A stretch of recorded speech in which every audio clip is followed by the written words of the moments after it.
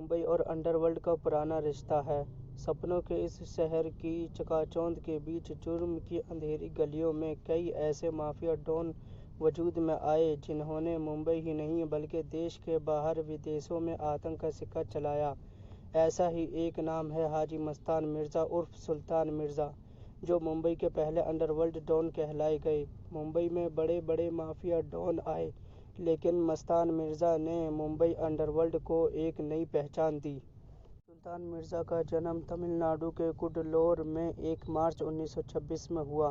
ان کے پتا ایک غریب کسان تھے۔ ان کی فیملی کافی کمزور تھی۔ کئی بار گھر میں کھانے کے لیے پیسے نہیں ہوتے تھے۔ گھر کا گزارا بڑی مشکل سے ہوتا تھا۔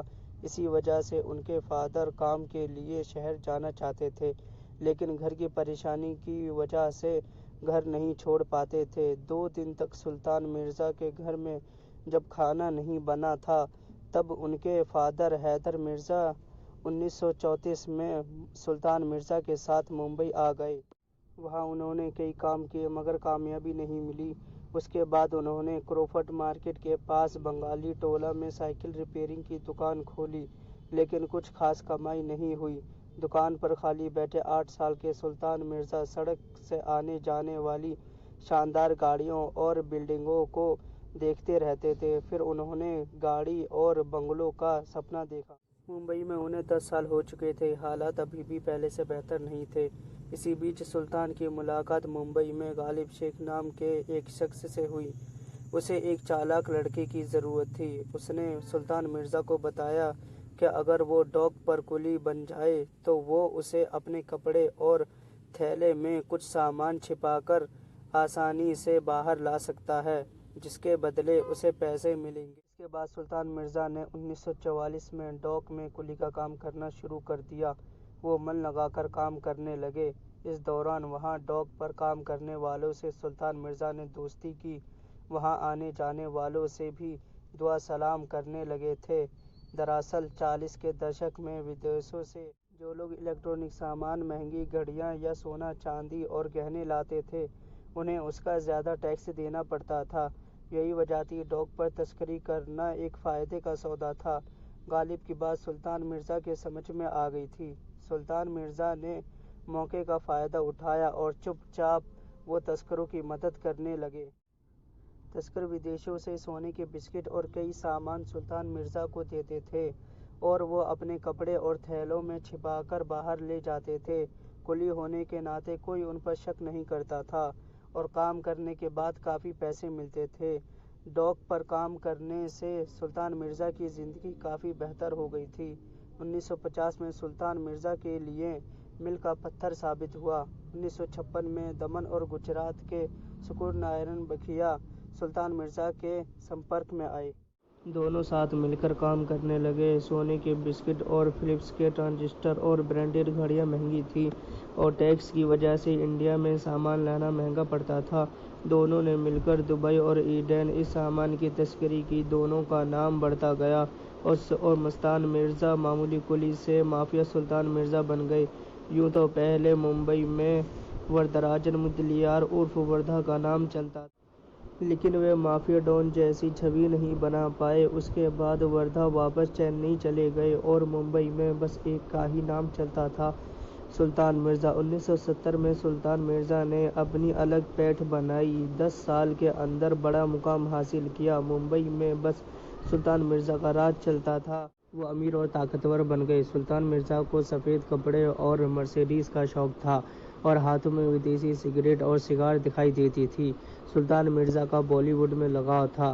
پھر سلطان مرزا نے ایکٹریس سونا سے شادی کی اور سونا کی فلموں میں پیسہ بھی لگایا لیکن فلمیں نہیں چل سکیں۔ بتاتے ہیں کہ دلیپ کمار، امیتابھ بچن، راج کپور، دھرمیندر، فیروز خان اور سنجیو کمار جیسے بالی ووڈ ستاروں سے سلطان مرزا کی دوستی تھی۔ ممبئی میں سلطان مرزا کا اتنا بڑا نام تھا کہ پولیس اور قانون اس کے ہاتھ میں کوئی معنی نہیں رکھتا تھا۔ 1974 میں پولیس نے سلطان مرزا کو گرفتار کیا اور VIP کی طرح سویدھائیں دیں۔ حوالات کی جگہ بگلے میں نظر بند رکھا۔ پولیس والے بھی سلام کرتے تھے۔ سلطان بھی پولیس والوں کے کام آتا تھا، انہیں مہنگی چیزیں دیتے اور کوئی بات نہیں مانتا تھا تو اس کا تبادلہ کرا دیتے تھے۔ देश में आपातकाल लगने से पहले प्रधानमंत्री इंदिरा गांधी को सुल्तान मिर्जा की खबरें मिलती थीं। उनके आदेश पर सुल्तान मिर्जा को पुलिस ने पकड़ने की कोशिश की, लेकिन वो हाथ नहीं आए। लेकिन आपातकाल लगने के बाद गिरफ्तार कर लिया। पहली बार सुल्तान मिर्जा को जेल में डाला गया।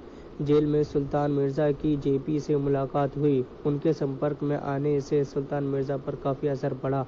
18 महीने जेल में रहने के बाद सुल्तान मिर्जा बाहर आए तो उनके इरादे बदल गए थे और जुर्म की दुनिया को अलविदा कहने का मन बना लिया। आपातकाल के दौरान सुल्तान मिर्जा ने तत्कालीन इंदिरा गांधी को अपनी रिहाई के लिए बड़ी रकम ऑफर की, लेकिन इंदिरा गांधी ने ऑफर को ठुकरा दिया। आपातकाल के बाद जनता पार्टी बनी तो सुल्तान मिर्जा के साथ 40 बड़े तस्करों को माफ़ी मिली। इमरजेंसी लगने से पहले सुल्तान मिर्जा ने कई नेताओं को पुलिस से बचाया था, इसलिए जनता पार्टी ने नरम रवैया अपनाया।